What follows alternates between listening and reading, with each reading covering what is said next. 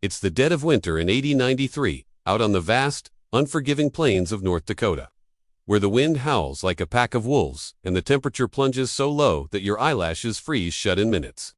And there, buried in the side of a hill, like some forgotten burrow, is a home made entirely of dirt, while all around it, fancy wooden shacks stand tall but tremble in the cold, their owners chopping wood day and night just to stay alive. But inside that dirt mound, a man sits comfortably in his shirt sleeves, reading by lantern light, using half the fuel, and feeling none of the bone-chilling dread that's gripping his neighbors. How could something so simple, so mocked, turn out to be the ultimate survival secret in one of the harshest winters on record? This isn't some fairy tale. It's the real story of a homesteader named Johann, often called Jon by those who knew him.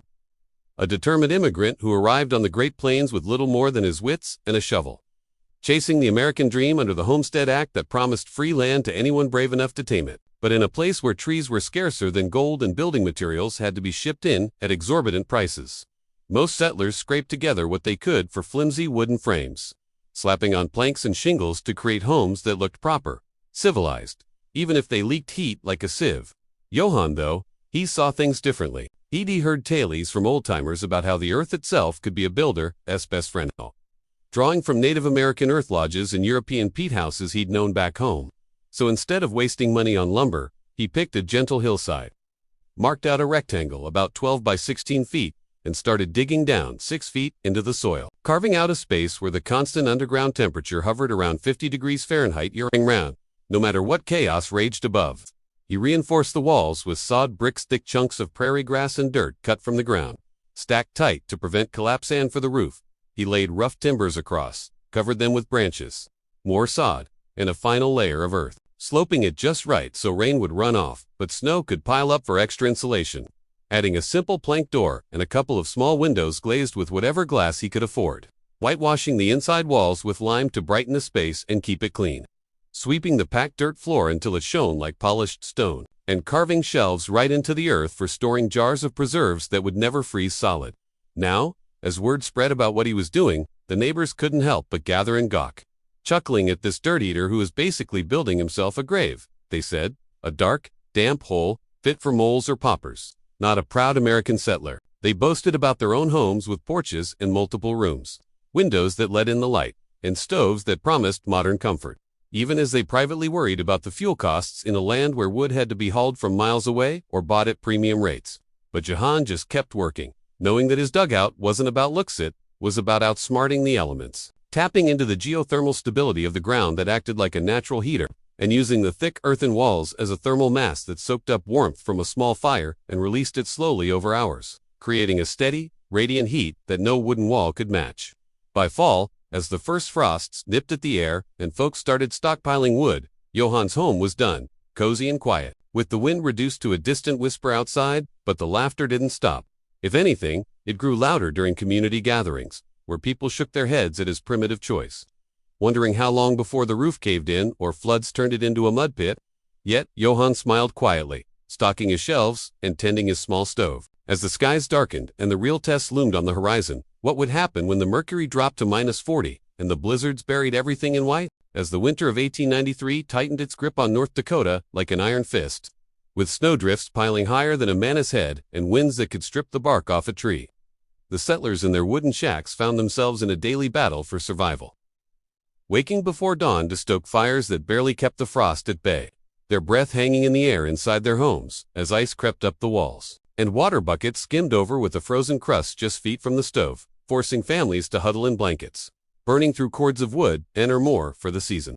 in a frantic effort to chase away the cold that seeped through every crack in those thin plank walls, which offered little more than a windbreak against the brutal elements. And as fuel ran low, some resorted to twisting hay into bundles or even dismantling furniture for the flames, all while the cost of coal shipped in by rail drained their meager savings, leaving many on the edge of starvation in what history would call the starvation winters.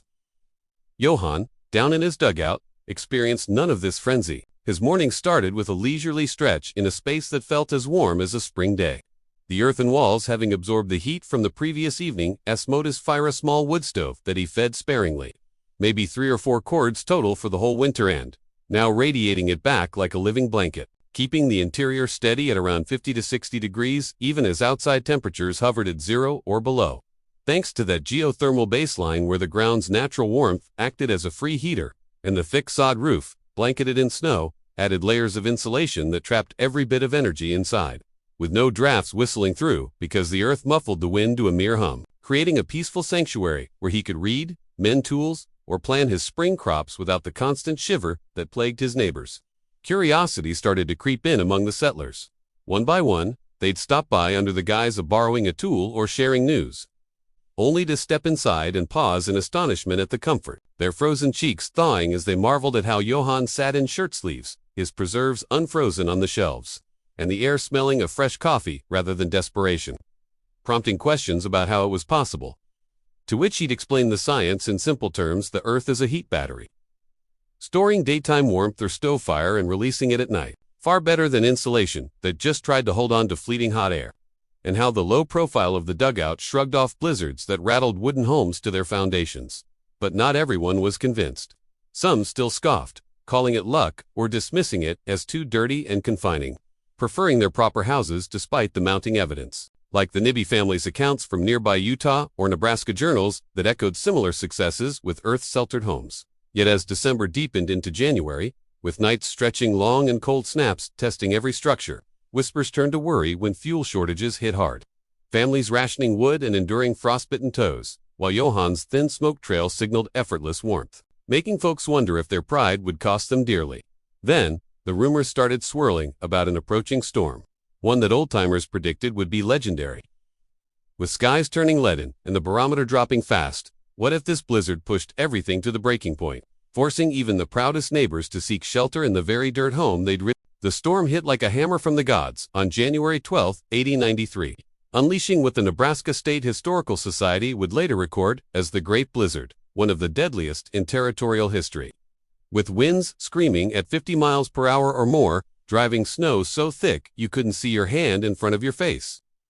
and temperatures crashing to minus 40 degrees, turning the plains into a frozen hell where exposed skin froze in minutes and livestock perished in drifts that buried fences whole. As settlers in their wooden shacks barricaded doors against the onslaught, only to watch snow infiltrate through cracks, melting and refreezing into icy walls that sucked away what little heat their overworked stoves could produce, exhausting fuel reserves in hours and leaving families to endure in darkness, some suffering frostbite or worse, with stories of roofs being torn off and walls buckling under the pressure, turning dreams of prosperity into nightmares of survival. Down in his dugout, Johann weathered it all with remarkable ease. The curved earth roof let the wind slide right over, the snow piling up as a welcome blanket that boosted insulation, and inside, his small fire's heat lingered in the walls for hours, keeping the space livable without constant tending, allowing him to conserve wood and even brew tea amid the chaos. The quiet interior a stark contrast to the howling outside, where the geothermal warmth provided a buffer that no above-ground home could match, proving that Johann's primitive choice was actually a stroke of genius, rooted in age-old wisdom from indigenous peoples and early pioneers who understood the earth's gifts. As the blizzard raged into its second day, desperate knocks came at his door, first a neighbor with frost-nipped fingers, then whole families stumbling through the whiteout, half-frozen and out of fuel, begging for refuge in the dirt home they'd once laughed at, and Johann welcomed them without a word of "I told you so." Sharing his space where up to a dozen people could gather around the stove, feeling the radiant heat thaw their bones as they realized this mound of earth had saved their lives. While back at their own homes, stoves went cold and interiors turned to ice. When the storm finally broke after 3 grueling days, the landscape was transformed, with devastation everywhere collapsed, barns, dead animals, and wooden houses, damaged beyond quick repair, but Johann's dugout stood unscathed, dry and warm, its occupants emerging grateful and humbled, leading to a shift in the community where folks started asking for advice on building their own earth-sheltered additions, incorporating sloped roofs and thicker walls, and by spring, as thaws brought the usual floods that swamped poorly drained homes, Johann's careful slope and breathable layers kept his dry, avoiding the collapses that claimed others. This story, drawn from settler journals and historical records, reminds us that true innovation often hides in simplicity, echoing into modern times with earthships and underground homes that slash energy bills and withstand extremes, proving Johann's legacy as a quiet hero who turned mockery into admiration through sheer resilience and smart design. If this tale of survival against the odds hooked you,